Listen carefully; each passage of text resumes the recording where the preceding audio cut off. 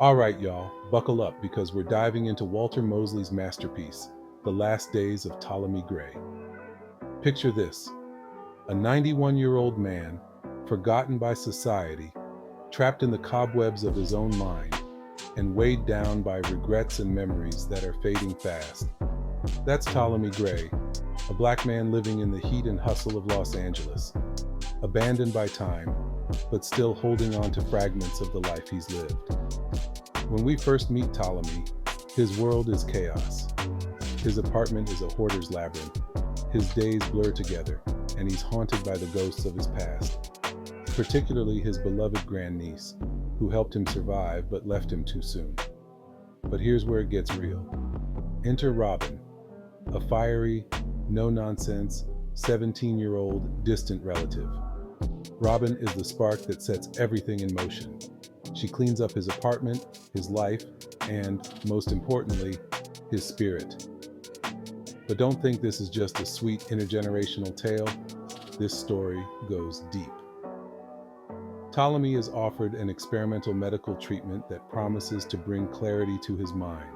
He'll remember everything, but at a cost. And oh, does Mosley keep us guessing about whether that cost is worth it? With his newfound mental clarity, Ptolemy takes on a mission to uncover the truth about his past, settle old scores, and secure a future for Robin. Man, Mosley paints a rich, textured portrait of Black life, its struggles, its beauty, and its resilience. Ptolemy is a man who has lived through Jim Crow, the civil rights movement, and decades of change, but his story is still so raw, so relevant. The book is a poetic reflection on memory, identity, and the love that holds us together when the world lets us go. Now, if you've seen the Apple TV adaptation starring Samuel L. Jackson, you know they brought their A game.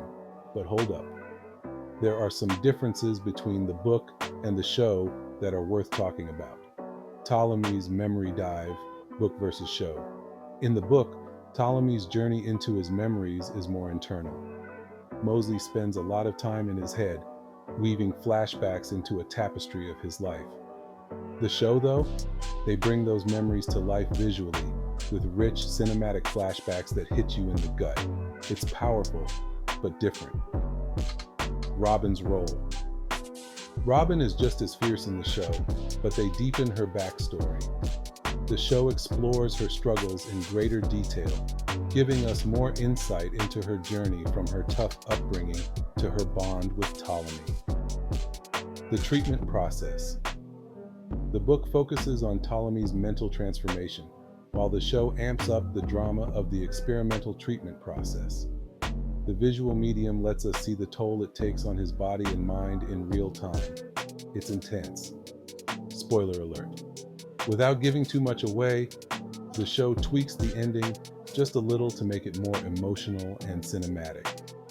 Fans of the book might notice some differences in how certain loose ends are tied up, especially with Ptolemy's legacy and Robin's future. Whether you're team book or team show, The Last Days of Ptolemy Gray is a story that'll stay with you long after the credits roll or the last page turns.